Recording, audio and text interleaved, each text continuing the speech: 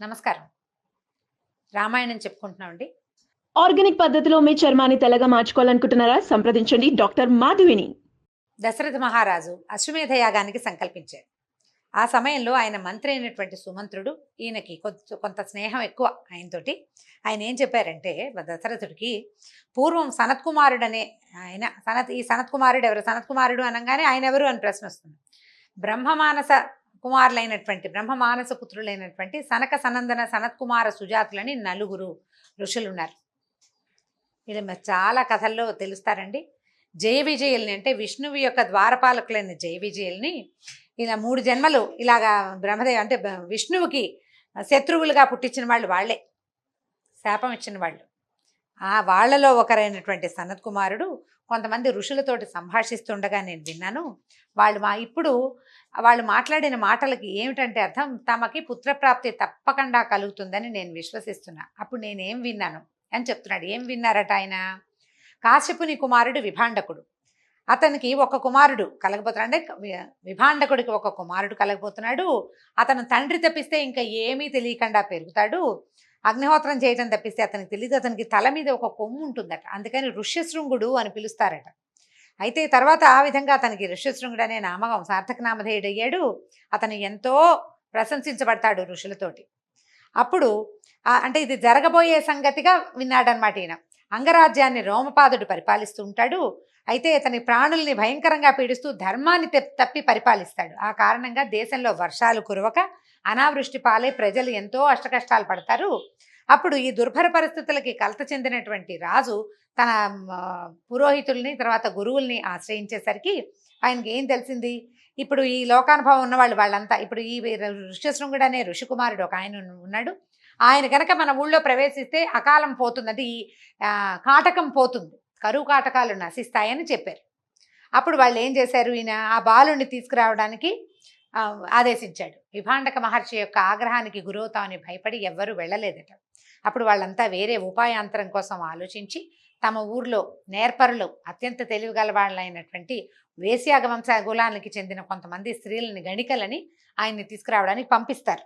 ఆ పంపిస్తే వాళ్ళు నేర్పుగా ఆ ఋషిని తమను వశంవదుడుగా చేసుకుని ఈ రాజ్యానికి తీసుకొచ్చారట. ఆయన ఈ రాజ్యంలోకి ప్రవేశించగానే వర్షాలు కురిసి ఆ దేశంలో ఏర్పడిన కాటకం తొలగిపోయిందట. తర్వాత రోమపాద మహారాజు తన కుమార్తె అయిన శాంతాదేవిని ఋష్యశృంగుడికి ఇచ్చి వివాహం చేయించారు. ఆ రోమపాదుని అల్లుడైన ఋష్యశృంగుని చేత దశరథుని కూడా పుత్ర సంతానం కలుగుతుందని సనత్కుమారుడు ఋషులతోటి చెప్పడగా నేను విన్నాను అనేసరికల్లా ఈ దశరథ మహారాజు అన్నారు, సుమంత, ఎంత సరైన సమయంలో సరైన మాట చెప్పావు. అయితే ఈ ఋష్యశృంగుడిని వాళ్ళు ఎలా తీసుకొచ్చారు? ఏదో చాలా వాళ్ళు తీసుకొచ్చారు నేర్పుగా అన్నావు, ఎలా తెచ్చారు? అతన్ని మనం ఎట్లా తెచ్చుకోగలమో చెప్పు అన్నారు. అనేసరికల్లా ఋష్యశృంగుడు మహర్షి అంగదేశానికి రావడం గురించి చెప్తున్నారండి. ఈ సర్గని, అంటే ఇది రామాయణంలో 10వ సర్గండి. ఈ 10వ సర్గని గనక నిత్యము పారాయణ చేస్తే అకాల వర్షాలు, అంటే రాకూడని రోజుల్లో వాన రావటం కానీ, రావాల్సిన రోజుల్లో వాన రాకపోవటం కానీ, అంటే నీటి ఎద్దడి కానీ ఉండదట. ఋష్యశృంగ మహర్షికి అటువంటి తపసంపన్నుడు, అంత గొప్ప శక్తిశాలి అని చెప్తారు. ఇది పారాయణకి పనికొచ్చే పాయింట్ కాబట్టి ఇది చెప్తున్నాను అనమాట. 10వ సర్గ దానికి ఉపయోగపడుతుందట. అయితే మంత్రులు బ్రాహ్మణులు ఏం చెప్పారట అంగరాజుకి? ఏం జరిగింది అంటే రోమపాదుడికి వాళ్ళు ఏం చెప్పారో సుమంత్రుడు చెప్తున్నారనమాట. ఋష్యశృంగుడిని తీసుకొస్తాము, లోకంలో మనసు సర్వేంద్రియాలని వశం చేసుకుని ఉంచుకుంటుంది. మనసే కదా. ఇప్పుడు మనకి ఏదైనా ఆసక్తి కలిగిందనుకోండి ఒక విషయం మీద, చేతికి ఆసక్తి కలగదు, మనసుకి ఆసక్తి కలిగి చేతిని ప్రేరేపిస్తుంది. అది తీసుకో, అది ముట్టుకో, అది పట్టుకో అని. కళ్ళు చూస్తూ ఉంటాయి. మనసు యాక్టివ్గా ఉంటేనే కళ్ళు దాని మీద కేంద్రీకృతమయ్యి అది సొంతం చేసుకోవాలన్న భావన కలిగి చేతికి ప్రేరేపణ కలిగించి అది తీసుకునేలాగా చేస్తుంది. అది నాకు కావాలన్న భావన కంటికి కానీ చేతికి కానీ ఉండవు. సర్వేంద్రియాలు మనసు మీద ఆధారపడి ప్రవర్తిస్తాయి. మనం ఇతరులని ఎవరినైనా మన వశం చేసుకోవాలంటే మనసుని వశం చేసుకోవాలి. మనసే సర్వేంద్రియాలకి ఆధారభూతమైంది. మామూలుగా సర్వేంద్రియాణం నయనం ప్రధానం చెప్తాం. శిరస్సు ప్రధానాంగం. శిరస్సు, కన్ను, చెవి అన్నీ ఉన్నాయి. మనసు లేకపోతే ప్రయోజనమే లేదు వాటి వల్ల. మనసే అత్యంత ప్రయోజనకారి. వీటన్నిటినీ పట్టి ఉంచేది మనసే. కాబట్టి అతని మనస్సుని ప్రలోభపరచాలి. అప్పుడు ఇంద్రియాలు లోపపడతాయి. ఎక్కడికైనా రావాలి, నన్ను ఇక్కడి నుంచి అక్కడికి మనం ఒక మనిషిని పిలవాలంటే ముందు మనసుకి ఉత్తేజం కలిగించాలి, మనసుకి ప్రలోభం కలిగించాలి. అప్పుడు అది తన ఇంద్రియాలని అది ప్రోత్సహిస్తుంది మనసు. కాబట్టి అతనిని ఒప్పించటానికి నేర్పరులైన వేశ్యలని ఈ కార్యంలో నియోగించాలని చెప్పారు. ఈయన అడవులను నివసించేవాడు ఋషిశృంగుడు. తండ్రి అగ్నిహోత్రము తప్ప మరొక విషయం తెలీదు. ఆయన మగవాళ్ళు ఋషులనే చూశారు కానీ స్త్రీలని అతని జీవితంలోనే చూడలేదు. కాబట్టి విషయ సుఖం తెలీదు, అవేం తెలియవు, మనుషులే తెలియదు అతనికి. అలాంటి వాడిని చక్కగా అలంకరించుకున్న వేశ్యలు తమ చాతుర్యంతో ప్రలోభపరిస్తే సులువుగా ఆయన్ని తీసుకురావచ్చని భావించారు. ఇది ఒక ఉపాయమే, ఇది తప్పు కదా అని అడిగితే మనం చెప్పలేకపోతామండి. వాళ్ళకి అవసరం చేశారు అంతే. అయితే అప్పుడు ఏం చేశారట, రామపాద మహారాజు మీరు ఆలోచన చాలా బాగుంది, అలాగే చేయండి అంటే కొంతమంది సౌందర్యవతులైన వేశ్యల్ని నియోగించి అక్కడికి పంపించారట. ఈయన తినుబండారాలు ఇంకా చాలా సంబారాలు, చక్కగా అలంకారాలు, తలనిండా పువ్వులు, చక్కటి వస్త్రధారణ, నగలు అవి ధరించి అడవుల్లోకి వెళ్ళారు. ఈ విభాండకముని బయటికి వెళ్ళిపోయేదాకా వేచి ఉండి ఈ ఋషశృంగుడు అక్కడ కనపడుతున్న ఆయన్ని నవ్వుతూ పిలిచారు. ఈయన ఏమనుకున్నాడంటే ఈ వచ్చిన స్త్రీలను కూడా ఒక ఋషులుగా భావించాడు. వాళ్ళ అలంకరణ, వాళ్ళ సౌందర్యము, అంటే మోహింపజేసేలాగా ఉన్న వాళ్ళ సౌందర్యానికి ఆయన ఉత్తేజితంటే ఆయనకి వేరే ఊహలేమీ రాలేదు. కానీ ఆ కొత్తదనానికి ఆయన ఆకర్షితుడయ్యాడు అనమాట. ఇప్పటిదాకా తను చూడలేదు అలాంటి వాళ్ళని. ఆయన ఎండిపోయి గడ్డాలు, జటలు, నారబట్టలతోటి ఉండే ఋషిపుంగవుల్ని బాగా చూశాడు. ఇలా అందమైన వస్త్రధారణ, నగానాణ్యం వేసుకున్న స్త్రీలని ఆయన ఏనాడు చూడకపోవడంతో వాళ్ళతోటి స్నేహం చేశాడు.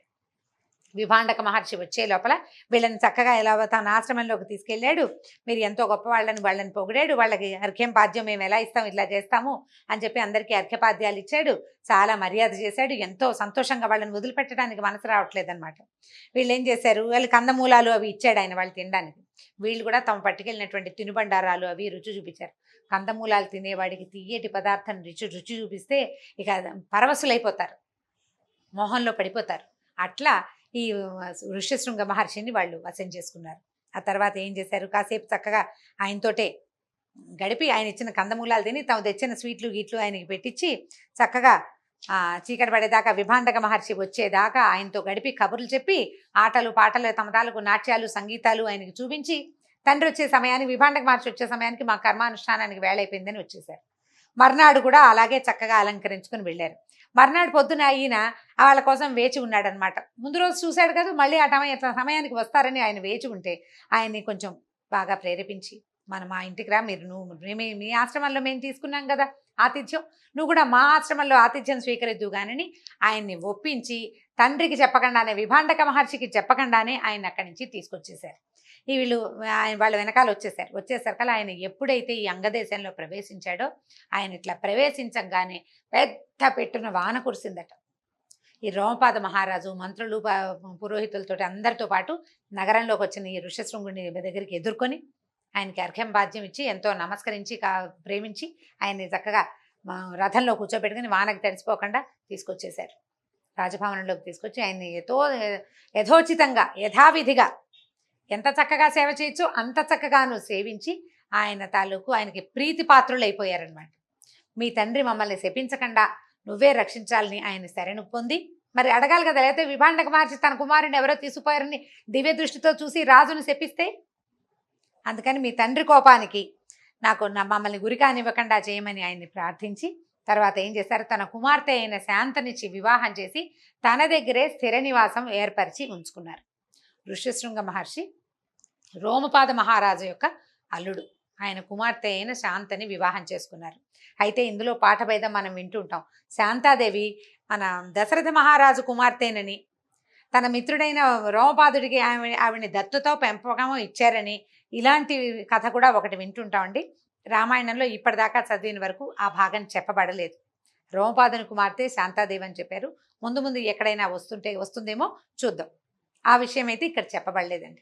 తర్వాత ఏమనుకున్నారు, ఇలా చెప్పి వివాహం చేసేసారు. ఇప్పుడు మన సుమంత్రుడు చెప్తారన్నమాట, ఇట్లా ఋష్యశృంగ మహర్షిని వాళ్ళు తమ దేశానికి రప్పించుకున్నారు. ఇప్పుడు సనత్ కుమారుడు ఇతర మహాత్ములతో మాట్లాడినప్పుడు నేను విన్నది చెప్తాను. ఇప్పుడు ఋష్యశృంగుడి గురించి చెప్పి ఇప్పుడు తను ఏం విన్నాడో సుమంత్రులు చెప్తున్నారనమాట. ఏమని, రాబోయే కాలంలో అంటే ఇది ఎప్పటి సంగతో అన్నమాట. అప్పుడు మాట్లాడుకున్న సంగతి గుర్తు చేసుకుని చెప్తున్నారు. రాబోయే కాలంలో దశరథుడు అనే మహారాజు ఇక్ష్వాకు వంశంలో జన్మిస్తాడు. అతడికి అంగరాజుతో స్నేహం ఏర్పడుతుంది. తను చేసే యశ్వమేధ యాగానికి రోమపాదుడిని అతని అల్లుడైన ఋష్యశృంగుడిని కూడా ఆహ్వానిస్తాడు. ఋష్యశృంగుడు పుత్రకామేష్టి యాగానికి పౌరోహిత్యం చేస్తాడు. అతని మహాత్మ్యం వల్ల, అతని మహిమ చేత దశరథుడికి సంపూర్ణ యాగ ఫలితం లభిస్తుంది. అంటే 4 తేజోవంతులైన పుత్రులు జన్మిస్తారు అని చెప్పారు సనత్ కుమారులు. నేను అది విన్నాను. నేను విన్నదే నీకు యథార్థంగా చెప్తున్నాను. కాబట్టి వెంటనే వెళ్ళి అంగదేశానికి వెళ్ళి ఋష్యశృంగ మహర్షిని సాదరంగా ఆహ్వానించి వెంట పెట్టుకురా. నీ యాగం నిర్విఘ్నంగా జరగటమే కాకుండా నీ కోరిక ఫలించి 4 పుత్రుల్ని నువ్వు పొందగలుగుతావు అని చెప్పేశారు కదా. దశరథ మహారాజు స్వయంగా బయలుదేరి వెళ్ళి అంగదేశానికి వెళ్ళారు. రోమపాదుడు సాటి మహారాజు గాని కాక తన మిత్రుడిగా భావించి గౌరవించి ఎంతో ప్రీతిపూర్వకంగా ఆయన్ని ఆహ్వానించారట. తర్వాత కొద్ది రోజులు అతిథిగా అక్కడ ఉండి ఋష్యశృంగ మహర్షి యొక్క దంపతుల్ని, శాంతాదేవిని ఋష్యశృంగ మహర్షిని ఇద్దరిని ఆహ్వానించి యాగానికి పంపవలసిందని కోరుకున్నాడు. రోమపాదుడు కూడా అంగీకరించారట దానికి. అప్పుడు ఋష్యశృంగుడికి దశరథ మహారాజు ఏం చెప్పారంటే మహర్షికి, నేను సంతానం కోరి ఈ యాగం తలపెట్టాను. తనకి పుత్రప్రాప్తి తద్వారా స్వర్గప్రాప్తి కలుగజేసే ఆ యాగాన్ని అయ్యా నువ్వు దగ్గరుండి మీరు తమరు చేయాలి ఈ యాగమని దశరథ మహారాజు ఋష్యశృంగుడిని వేడుకున్నారట. ఈ ఋష్యశృంగ మహర్షిని ఆహ్వానించి రోమపాద మహారాజును కూడా తను చేయబోయే పుత్రకామేష్టి యాగానికి ఆహ్వానిస్తే రోమపాద మహారాజు సంతోషంగా ఒప్పుకున్నారు. ఋష్యశృంగ మహర్షి కూడా భార్యతో సహా రావడానికి హోమాన్ని యజ్ఞం చేయడానికి ఒప్పుకున్నారట. ఆ తర్వాత ఈయన ఏం చేశారంటే దశరథ మహారాజు దూతల ద్వారా నేను రాబోతున్నాను, ఋష్యశృంగ మహర్షిని కూడా నాతో పాటు తీసుకొస్తున్నానని వార్త పంపేశారు కల్లా నగరం అంతా విశేషంగా అలంకరించారు. ఎందుకంటే ఋష్యశృంగ మహర్షి వస్తే దశరథుడికి పుత్రప్రాప్తి ఇవాళ వస్తే రేపు జరగదు. కానీ హోమం యజ్ఞము జరగవలసిన విధంతా జరిగిన తర్వాత తప్పక జరగబోయే పుత్రప్రాప్తిని, తద్వారా రాజ్యానికి ఉత్తరాధికారులు, తద్వారా దశరథుడి వంశానికి వంశాభివృద్ధి, అవన్నీ ఆ ఊహకు వచ్చేసరికల్లా ప్రజలంతా ఆనందంతో పరవళ్ళు తొక్కేశారు. ఇది జరగబోతోంది, రాజుగారికి సంతాన ప్రాప్తి కలుగుతుంది, మనకి భావి చక్రవర్తి ఉదయించబోతున్నాడు అనే సంతోషంతో నగరం అంతా ఎంత బాగానో అలంకరించారట. రథం మీద వస్తున్నటువంటి దశరథ మహారాజుని ఋష్యశృంగ మహర్షిని చూసి జయదేధ్వానాలు చేశారు. తన వెంట పెట్టుకుని ఈయన ఋష్యశృంగుడిని, తర్వాత ఆయన భార్య అయిన శాంతాదేవిని అంతఃపురానికి తీసుకెళ్ళి వాళ్ళని అర్ఘ్యపాద్యాదులతో పూజించి ఎంతో చక్కగా సాదరంగా ఆహ్వానించి అంతఃపురకాంతలు కూడా ఆమె శాంతాదేవిని భర్తని ఎంతో గౌరవించి పూజించి లోపలికి తీసుకెళ్లారు. ఇటు పిమ్మట యజ్ఞ ప్రారంభానికి ఆదేశించడము, యజ్ఞం ప్రారంభమవటం వచ్చే భాగంలో తెలుసుకుందాం. నమస్కారం.